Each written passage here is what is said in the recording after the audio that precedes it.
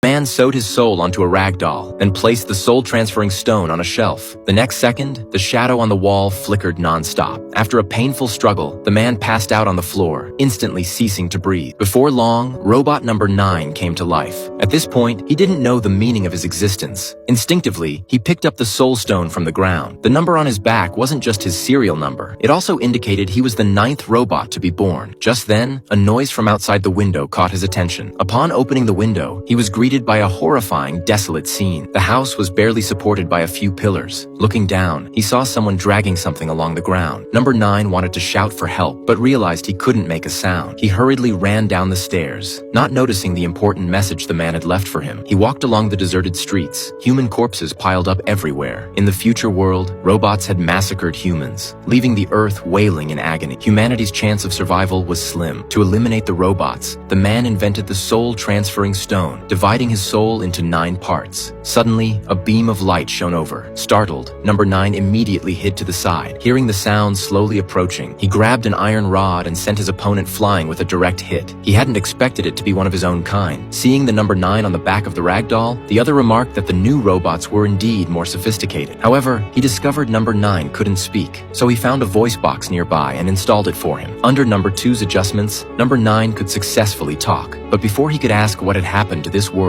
a strange noise came from not far away. Number 2 quickly told number 9 to hide in a can, while he himself was sent flying by a mechanical claw. It turned out to be a massive robot. This terrified number 9 in the can, exposing his position. The robot stared intently at the can. Number 2 used a pebble to divert the robot's attention. Number 9 escaped and watched helplessly as the robot took away number 2 and the soul stone. He tried to save him, but ultimately passed out from severe injuries. When he awoke, he found many of his kind around him. Number 9 wanted them to join him in rescuing their companion, but was sternly rebuked by ragdoll number 1. He was then brought to the top floor and learned about what had befallen this world. From the moment of their birth, humans and robots had been in constant war. To utterly destroy humanity, the robots deployed poison gas bombs, leaving only them in this entire world. To avoid robot attacks, number 1 led everyone to hide here, waiting until it was safe outside before venturing out. But out of the original 8 ragdolls, not only had they lost numbers 3, 4, and 7, now number 2 had also been captured. The newly arrived number 9 proposed rescuing number 2, but number 1 didn't want to take the risk. Left with no choice, number 9 privately persuaded number 5 to go with him to save number 2, and so the two departed the shelter without permission, embarking on a journey to save their own kind.